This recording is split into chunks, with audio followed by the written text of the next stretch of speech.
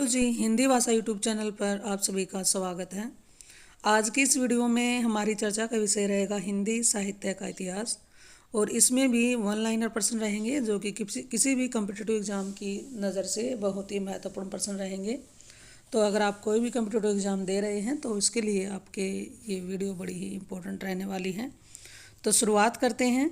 सूरदास की कौन सी रचना उनकी प्रसिद्धि का मूल आधार है? तो जिसका सही जवाब क्या है? सूर सागर। पृथ्वीराज रासो किस काल की रचना है? तो जी ये आदिकाल की रचना है। और इसके लेखक कौन है? चंद्रबरदाई। संदेश रासक के रचयिता कौन है? अब्दुल रहमान। ये भी आदिकाल की ही रचना है। केशव कहीं न जाई का कहिए बहुत ही महत्वपूर्ण पंक्ति है और ये किसकी है? तुलसीदास जी की पंक्ति है। और ये तुलसीदास जी जो हमारे रीतिकाल हैं, रीतिकाल के कवि रहे हैं। बिहारी किस काल के कवि हैं? तो बिहारी हैं रीतिकाल के कवि। आनंद कादम्बनी के संपादक कौन हैं? बद्री नारायण चौधरी प्रेमघन। एक भारतीय आत्मा के नाम से कौन लोकप्रिय हैं? तो उनका नाम है माखनलाल चतुर्वेदी जी। एक भारतीय आत्मा के नाम से प्रसिद्ध रहे हैं माखनलाल चतुर्वेदी। गांधी जी ने राष्ट्रकवि की उपाधि किसे दी थी? तो ये दी थी मैथिली शरण गुप्त को। या ये प्रश्न ऐसे भी हो सकता है कि मैथिली शरण गुप्त को राष्ट्रकवि की उपाधि देने वाले कौन थे? तो वो थे गांधी जी। हिंदी किस लिपि में लिखी जाती है? तो ये लिखी जाती है देवनागरी लिपि में। सेवा सदन के रचयिता कौन है? ये बहुत ही बड़ा एक उपन्यास है। किसका है? प्रेमचंद जी का है। कवियों का कवि किसको कहते हैं? ये कहा जाता है शमशेर बहादुर सिंह जी को। अति सुधो स्नेह को मारक बड़ी ही इम्पोर्टेंट पंक्ति रह चुकी है और पेपर में इसको बार बार देखा गया है। तो बहुत ही इम्पोर्टेंट पंक्ति के लेखक कौन है? घनानंद। महावीर प्रसाद द्विवेदी ने आदिकाल को क्या संज्ञा दी है? जैसे कि हमें पता है कि आदिकाल का नामकरण अलग अलग आचार्यों ने अपने अलग अलग नाम से उनको संबोधित किया है। तो आदिकाल को महावीर प्रसाद जी ने आदिकाल को क्या नाम दिया था? बीज वपन काल। अगला है अमीय हलाल मद भरे सेत सनार रत्नार जीवत कला वृद्धि होए कृत जेहि चितवत एक कार नहीं नार। तो ये पंक्तियाँ किसकी हैं? बड़ी ही इंपॉर्टेंट है ये है रसलेन जी की। हिंदी नई चाल में चली, ये किसकी पंक्ति है? तो ये पंक्ति है हमारे बड़े ही महत्वपूर्ण साहित्यकार हैं भारतेंदु हरिश्चंद्र जी की। हम दीवानों की क्या हस्ती है आज यहाँ कल वहाँ चले, किसकी पंक्तियाँ हैं? बहुत ही महत्वपूर्ण ये पंक्ति कह सकते हैं। या एक ये NCERT की जो 8th क्लास की बुक है उसमें लगी हुई ये पोएम भी है। और ये इसके कवि कौन है? भगवती चरण वर्मा। दीवाना यहाँ पर कवि ने अपने आप को देशभक्तों को बताया है। ढाई अक्षर प्रेम के पढ़े सो पंडित होए किसकी रचना है? ये किसकी पंक्तियाँ हैं? तो जी ये पंक्तियाँ हैं कबीरदास जी की।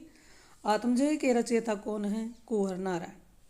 रामधारी सिंह दिनकर को किस रचना के लिए ज्ञानपीठ पुरस्कार मिला है? तो उनको उर्वशी के लिए मिला था ज्ञानपीठ पुरस्कार।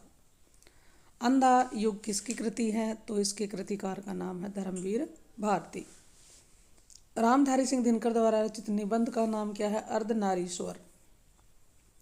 ज्ञानपीठ पुरस्कार दिया जाता है किस क्षेत्र में दिया जाता है? भारतीय भाषाओं में साहित्यकारों के रचनात्मक लेखन हेतु कौन सा पुरस्कार दिया जाता है? ज्ञानपीठ पुरस्कार। तार सप्तक के संपादक कौन है? अज्ञे।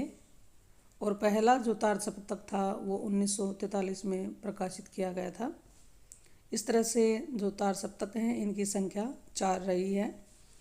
और इसके संपादक कौन है? अज्ञे। सच्चिदानंद हीरानंद वात्स्यायन अज्ञे। संसद से सड़क तक के रचनाकार कौन है? सुदामा पांडे धूमिल। कलम का सिपाही के कौन है? अमृत राय नागर। विठलनाथ की रचना है 84 वैष्णव की वार्ता। ये पूछ लेते हैं 84 वैष्णव की वार्ता के लेखक कौन है? विठल नाथ। बिहारी रत्नाकर के रचयिता कौन है? रत्नाकर जी। भवानी प्रसाद मिश्र की एक रचना है गीत फरोश। आधुनिक हिंदी साहित्य की पहली आत्मकथा के लेखक कौन है? बाबू श्याम सुंदर दास। आधुनिक हिंदी साहित्य की पहली आत्मकथा के लेखक कौन है? बाबू श्याम सुंदर दास। बीजक के रचनाकार हैं कबीरदास।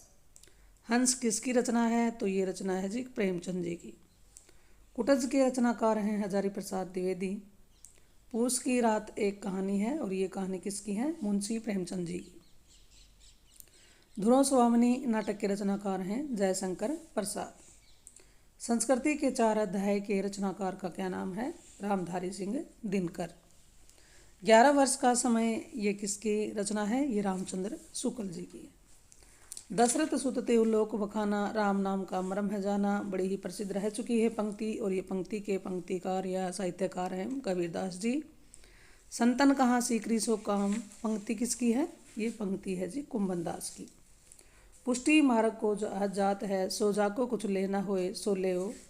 कितनी इम्पोर्टेंट पंक्ति है, कई एग्जाम में इसको देखा गया है। तो ये पंक्ति के रचनाकार कौन है? विट्ठल नाथ जी।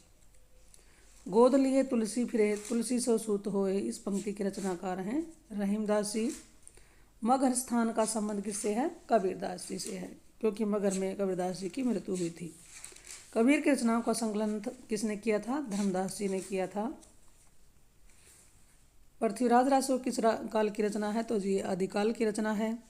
संदेश रासक के रचयिता कौन है? अब्दुल रहमान। संदेश रासक के रचयिता अब्दुल रहमान। केशव कहीं न जाए का कहिए, पंक्ति है तुलसीदास जी की है। बिहारी किस काल के कवि रहे हैं? रीति काल के कवि रहे हैं। आनंद, ये प्रश्न रिपीट हो गया है दोबारा से। अगला है, हाँ इसमें है, छायावादी प्रवृत्ति की रचना सबसे पहले दिखलाई पड़ी। पांडे, मुकुटधर पांडे की रचनाओं में छायावादी प्रवृत्ति की झलक दिखाई पड़ी थी सबसे पहले। एक दूसरे से भिन्न भिन्न नए नए विचारों एवं रचना शैलियों के जो 7 कवि प्रयोगवाद के कवि के रूप में प्रसिद्ध हुए, उनकी कविताओं के संग्रह का सही नाम क्या था? तार सप्तक। वेरी इंपॉर्टेंट प्रश्न है, ये पूछ लें कि तार सप्तक का क्या अर्थ है, तार सप्तक से आप क्या समझते हैं? तो एक दूसरे से भिन्न भिन्न नए नए विचारों एवं रचना शैलियों के जो 7 कवि प्रयोगवाद के कवि के रूप में प्रसिद्ध हुए थे, उनकी कविताओं के संग्रह का नाम क्या है? तार सप्तक। द्विवेदी युग का नामकरण किया गया था किसके नाम के आधार पर? वह इंपॉर्टेंट प्रश्न है, महावीर प्रसाद द्विवेदी के नाम पर। लोकमंगल की भावना का श्रेष्ठ कवि किसको माना जाता है? तुलसीदास जी को मानते हैं। आधे अधूरे नाटक के रचनाकार हैं मोहन राकेश। भूषण किस काल के कवि हैं? तो जी ये हैं रीतिकाल के कवि। विनय पत्रिका की भाषा है ब्रज भाषा है आदिकाल में, और विनय पत्रिका के रचयिता हैं कौन है? तुलसीदास। आदिकाल में पहेलियां लिखने वाले कवि कौन है? अमीर खुसरो। दुल्हन गाओ मंगलाचार, मोरे घर आए राजा राम भरतार, ये पंक्ति बड़ी प्रसिद्ध है और किसकी है? ये पंक्ति है कबीरदास जी की। तो इस तरह से हमने साहित्य के कुछ महत्वपूर्ण प्रश्नों पर चर्चा की है। तो ये जानकारी आपको अच्छी लगी हो तो इस वीडियो को लाइक करें और अपने साथियों के साथ भी इसको ज़्यादा से ज़्यादा शेयर करें। चलिए तो फिर मिलते हैं एक और नई वीडियो नई जानकारी के साथ। इस चैनल पर आने के लिए आपका बहुत बहुत धन्यवाद।